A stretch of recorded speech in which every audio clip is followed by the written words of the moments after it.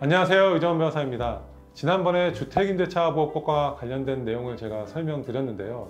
이와 관련해서 계속적으로 댓글 달아주시고 궁금한 내용이 있다고 말씀을 해주시더라고요. 그래서 조금 더 도움을 드리자는 측면에서 몇 가지 여러분들이 주요하게 알아야 될 부분에 대해서 다시 한번 점검하는 시간을 갖도록 하겠습니다. 제가 영상을 올리고 나서 보니까 여러분이 제일 궁금해 하시는 부분들이 내가 실거주를 위해서 들어왔는데 그 후에 매도를 하게 되면 내가 손해배상을 해줘야 되느냐 라는 부분에 대해서 궁금해 하시는 것 같더라고요. 이거와 관련해 가지고 이제 국토부 해설서를 보게 되면 매매는 얼마든지 할 수 있다.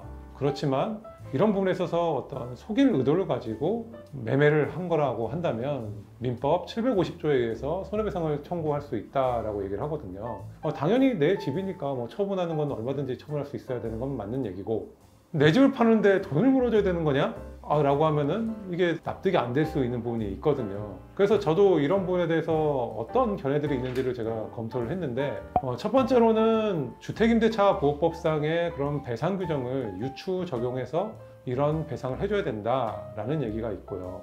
두 번째 견해로는 국토부 해설과 같이 민법 750조 고의 또는 과실로 인해서 어떤 타인에게 손해를 끼쳤다고 한다면 배상을 해줘야 된다라는 그런 조항에 따라서 이 정도는 물어줘야 된다라는 견해가 있습니다.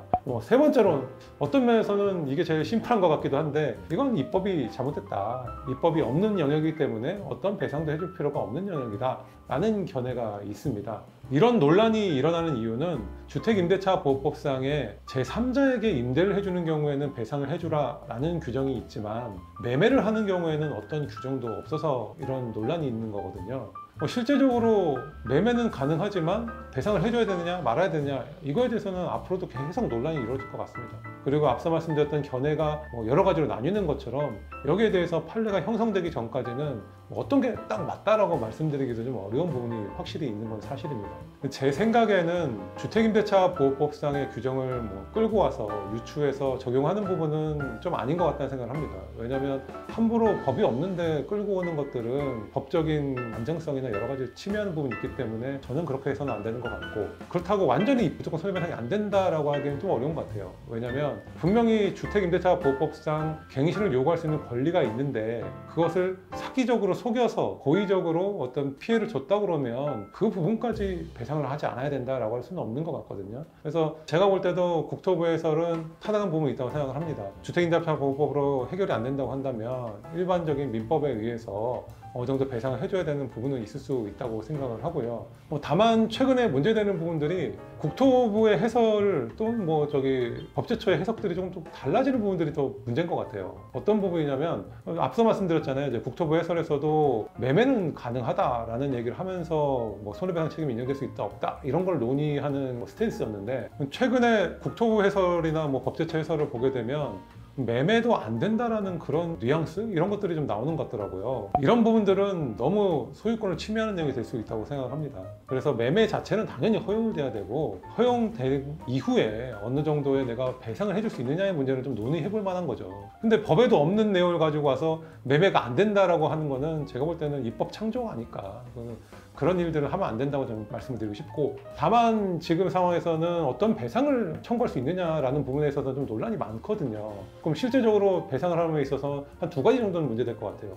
진짜로 내가 이 배상을 받을 수 있도록 입증을 할 수 있겠느냐, 두 번째로는 그럼 얼마를 받을 수 있겠느냐라는 부분들이거든요. 국토부에서도 지금 예정을 하는 거는 완전히 내가 팔 생각이 있으면서 거짓말로 임차인을 속여서 한 경우에 배상을 해줘야 된다라는 뉘앙스로 보이고, 저는 그런 해설로 보이거든요.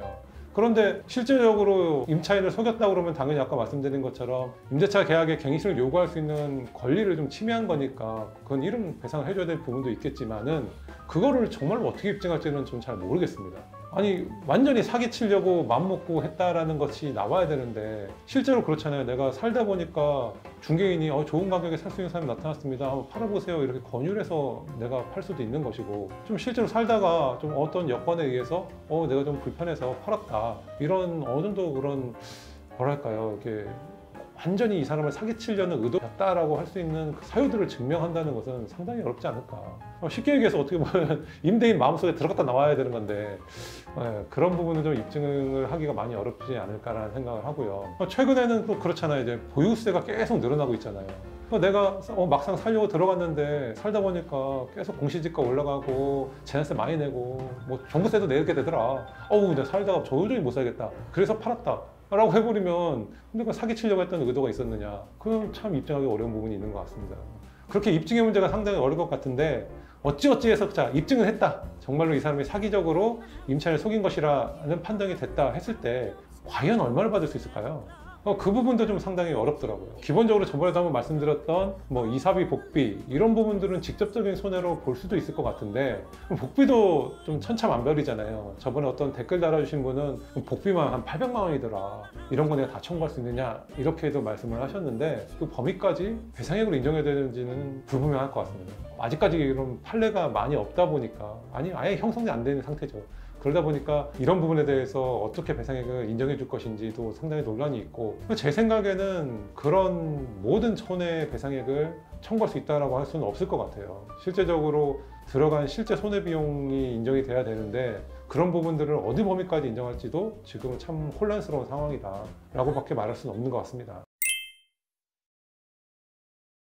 정리를 해서 말씀을 드리자고 한다면 최근에 이제 국토부 해설이 오락가락하긴 합니다만은 저는 매매는 분명히 가능해야 된다고 생각합니다. 그 부분은 판례도 똑같이 동일하게 판단을 해줄 것으로 보이고요. 사적인 소유권 보장 측면에서 매매까지 금지한다는 건 말이 안 된다고 저는 분명히 말씀을 드릴 수 있을 것 같고, 그 다음에 손해배상이 인정될 수 있느냐라는 부분에 있어서는 제가 볼 때는 배상액은 조금 인정해줘야 될 부분은 있다. 그 기준에 대해서는 주택임대차보호법에서 정한 기준을 그대로 가져올 것이냐라는 부분은 저는 좀 아닌 것 같다. 제가 그때는 국토부 해설에서 말한 것처럼 750조를 기준으로 한다면은 실제적으로 피해를 입은 금액을 배상해주는 정도가 돼야 되고, 그거는 아마 최소한으로 인정되지 않을까 싶습니다. 제가 이렇게밖에 말씀드릴 수 없는 거는 진짜 입법의 불비기 때문에 어쩔 수 없는 상황이라고 생각을 하고요. 이 부분에 대해서는 앞으로 법원의 판단을 좀 기다려보면서 좀 정리되는 부분이 있으면 제가 또 여러분들에게 전달드릴 수 있도록 하겠습니다. 실제로 실거주를 어떻게 그럼 확인할 수 있느냐라는 부분이거든요. 이 부분에 관해서는 임대차 정보 제공에 관한 규칙이 제정돼서 일정 부분 실거주 여부를 확인할 수 있는 길은 생겼습니다. 어떤 내용이냐면은 갱신 거절된 임차인의 경우에는 주민센터에 가서 실제로 누가 살았는지를 확인할 수 있거든요. 이러한 제도를 확정일자 정보열람권이라고 합니다. 갱신 거절된 임차인이 손해배상 청구를 하기 위해서 실제로 누가 거주를 하고 있는지 확인을 할 수 있는 거죠. 그래서 거기서 나온 정보를 가지고 배상 청구를 할 수 있는 것인데, 실제적으로 이 정보만 가지고 이게 실제 거주를 했냐 안 했냐를 판단하기는 좀 어려운 부분이 있는 것 같습니다. 제가 여러분들이 정확한 정보를 드려야 되니까 주민센터에 전화해서 띠디디 물어봤는데 아직 잘 모르시더라고요. 그래서 뭐가 어떻게 될지 잘 모르는 그런 부분들이 많이 있고, 앞서 말씀드렸던 것처럼 임대인이나 임차인의 정보, 임대차 보증금의 규모 이런 것들만 확인이 가능하기 때문에 실제로는 이 사람이 가족일 수도 있는 거잖아요. 그런 가족관계 증명까지도 확보하고 할 수 있는 부분은 아니라서 어느 정도 파악하는 데는 한계는 있을 것 같습니다.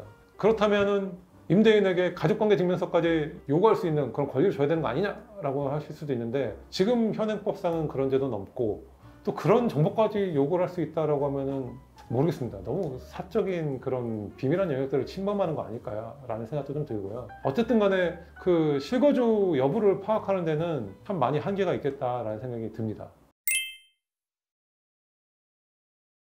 한 가지 더 추가적으로 말씀을 드린다면은 최근에 좀 트렌드를 보니까 그 임대차 분쟁조정위원회에서 어떤 입증이 잘 안 될 때는 그런 자료를 좀 제출해라 라는 요청들을 좀 하는 경우도 좀 있는 것 같더라고요. 그런 조정위원회의 어떤 그 조사 요청을 통해서 실제로 실거주 했는지 안 했는지를 좀 파악할 수 있는 길은 좀 있어 보이기도 합니다.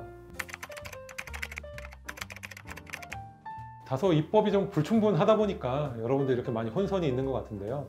결론적으로 말씀을 드리자면 제가 볼 때 갱신 거절을 이유로 해서 매매했다고 해서 그것이 부정돼서는 절대로 안 됩니다. 그거는 소유권을 침해하는 부분이 되고 위헌적인 요소들이 크기 때문에 국토부 해설도 왔다 갔다 하지만은 제가 볼 때는 그래도 매매는 허용해야 된다라는 걸로 정리를 하는 게 맞을 것 같고, 그 과정에서의 손해배상은 별도로 좀 인정될 수는 있을 것도 같다. 왜냐하면 아무래도 그 갱신 거절을 할 수 있는 권리가 그래도 법에 있는데 그것을 사기적인 방법으로 약간 진짜로 거짓말로 속였다 그러면 일정 부분 뭐 배상을 해줄 수도 있는 부분이지 않을까 싶고요.